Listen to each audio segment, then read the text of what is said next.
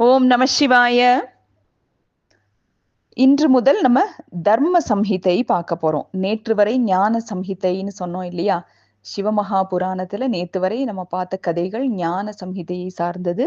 இன்று முதல் தர்ம சம்ஹிதை. தர்மம் என்பது இந்து சமயத்தில் அறம், கடமை, ஒழுக்கம் மற்றும் நீதியை குறிக்கிறது.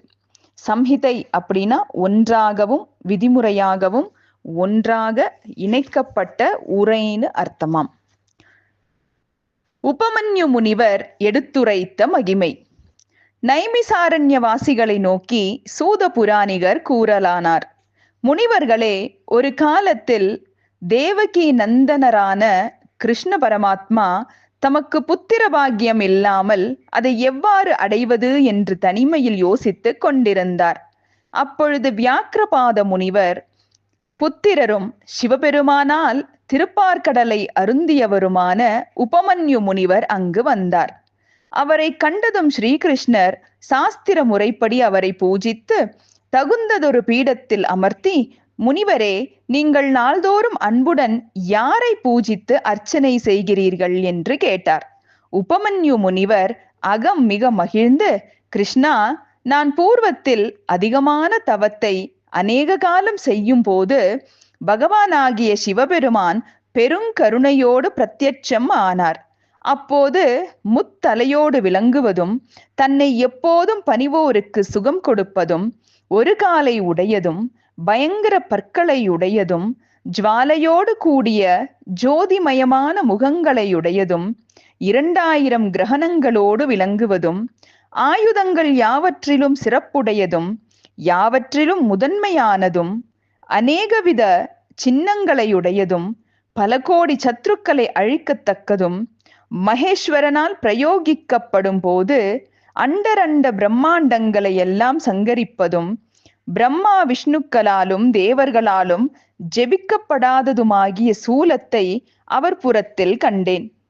அதைவிட உயர்ந்த ஆயுதம் 3 உலகங்களிலும் இல்லை. அதை சர்வேஸ்வரனுடைய திரிசூலம் என்று யாவரும் பிரசித்தமாக புகழ்வார்கள். அது சமுத்திரங்களை எல்லாம் உலரச் செய்ய வல்லது.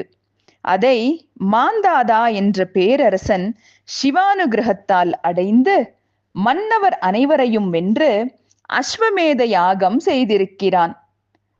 லவணாசுரன் சிவானுகிரகத்தால் அதை பெற்று தன் வீட்டில் வைத்துக்கொண்டு கர்வம் மிகுந்து சத்ருக்னன் என்னும் அரசனை போருக்கு அறைகூவி அழைத்து அவனால் மாண்டான். சத்ருக்னன் அவனை வென்ற பிறகு அவனுடைய பொருள்களை சுவாதீனம் செய்து கொண்ட போது அதி தீக்ஷண்யமானதும் யாவரையும் அஞ்ச செய்வதும் சர்ப்பம் அணிந்ததும் சொல்ல முடியாத பிரபாவத்தை உடையதும் முத்தலைகளை புருவங்களாக கொண்டு பயமுறுத்துவதும் புகையில்லாத நெருப்பை போன்றதும் உதய சூரியனை போன்றதும் யமுனை போன்றதுமான அந்த சூலாயுதம் அவனுக்கு சுவாதீனமாகாமல் சிவபெருமானிடம் போய் சேர்ந்தது. அடுத்து கூர்மையானதும் அநேக சர்ப்பங்களால் அலங்கரிக்கப்பட்டு பிரளய காலாக்னியாலேயே புருஷ ரூபம் அடைந்துள்ளதுமான மழுவாயுதத்தை அந்த மகாதேவரின் மற்றொரு புறத்தில் கண்டேன். இந்த பரசு என்ற ஆயுதத்தை பரசுராமன் அரசர்களை அழிக்கும் பொருட்டு சிவானுகிரகத்தால் பெற்று அது தன்னிடத்தில் இருப்பதால் வலிமையும் ஆற்றலும் மிகுந்து 73 முறை சத்திரிய குலத்தை நாசம் செய்தான்.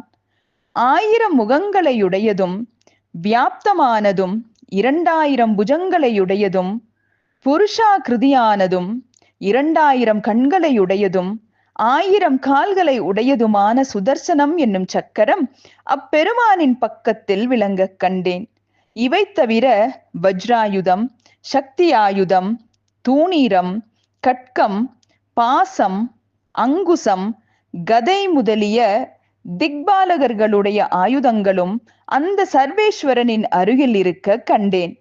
இவ்வாறு எனது திடபக்தியை பரீட்சிக்க வேண்டி அப்பெருமான் பெருங்கோர உருவமாக காட்சி தந்து அருளினார். அவருடைய வலது புறத்தில் அன்னவாகனத்தை தூரத்தில் இருத்தி நிற்கின்ற பிரம்மதேவனதையும் இடது புறத்தில் சங்கு சக்கர கதை கட்க கோதண்டங்களை அணிந்து கருட வாகனத்தை சமீபத்தில் இருத்தி நிற்கும் விஷ்ணுவையும், பராசக்தியாகிய பார்வதி தேவியையும், பார்வதி தேவியின் பக்கத்தில் மயூர வாகனனும், திவ்ய தேஜஸோடு கூடிய வேலாயுதத்தை ஏந்திய சுப்பிரமணியரும், சூலப்படையை கையில் ஏந்திய நந்தி தேவரையும், அங்கு பாசங்களை அணிந்து ஒரு புறத்தில் இருக்கும் விநாயகரையும், பூத கணங்களையும், சப்த மாதர்களையும் கண்டேன். அவர்கள் சிவபெருமானின் பரிவாரங்களாக சூழ்ந்து துதி செய்யவும், உலகிலுள்ள யாவுமே அவர் அருகே விளங்கக் கண்டு ஆனந்தத்துடன் அதிசயித்து கைகூப்பி வணங்கினேன். அப்போது பகவான் சாம்பவமூர்த்தி புன்னகை செய்து, வேதியனே, யான் எவ்வளவு பயங்கரமாக தரிசனம் கொடுத்தும் உன் மனம் சலனமடையவில்லை. நீ நன்றாய் பரீட்சிக்கப்பட்டவன். எனது நிரதிசயமான பக்தியை நீ அடைந்திருக்கிறாய். உனக்கு மங்களம் உண்டாகுக. தேவர்களுக்கும் அரிய வரத்தை விரைவில் கேள் என்றார்.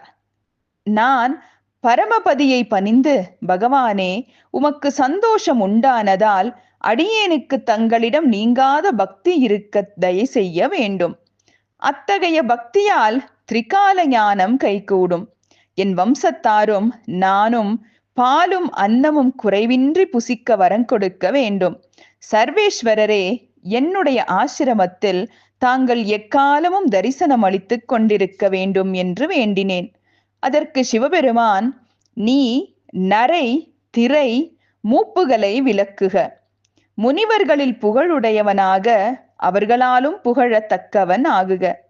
சீலம், உருவம், குணம், செல்வம் முதலியவை என் கருணையால் உனக்கு மென்மேலும் பெருகுக.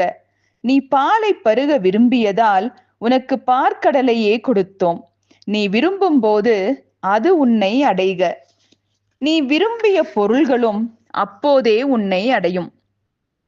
பார்க்கடல் அமுத சொரூபமாகையால் அதை நீ அருந்துவதினால் வைவஸ்வத மனுவந்தரம் முடியும் வரை உன் வம்சத்தாருடன் கூடி வாழ்வாய். உன் கோத்திரம் எப்போதும் அபிவிருத்தி அடையும். உன் ஆசிரமத்தில் எப்போதும் என் தரிசனத்தையும் உனக்கு நீங்காத பக்தியையும் கொடுப்போம். இன்னும் உனக்கு வேண்டிய வரம் ஏதேனும் இருப்பின் அதையும் தருவோம். நீ விரும்பத்தக்கது பிரிதொன்றும் இல்லை என்று திருவாய் மலர்ந்தருளி திருவுரு மறைந்தார். கிருஷ்ணா, இவ்வாறு சிவபெருமான் கோடி சூரிய பிரகாசமாய் திவ்ய தரிசனம் தந்து வரங்களை கொடுத்து அருளினார். அவரது கட்டளைப்படியே அவரது கருணையால் நானும் அனைத்தையும் அடைந்தேன்.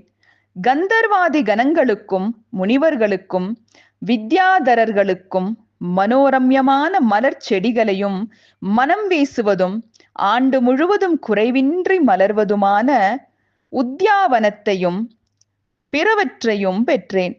சர்வேஸ்வரனாகிய அந்த சாம்ப சிவமூர்த்தியின் திருவருளால் நினைத்த போது நினைத்த பொருளை அடையும் வல்லவன் ஆனேன் என்று உபமன்யு முனிவர் ஸ்ரீகிருஷ்ணருக்கு சொன்னார்.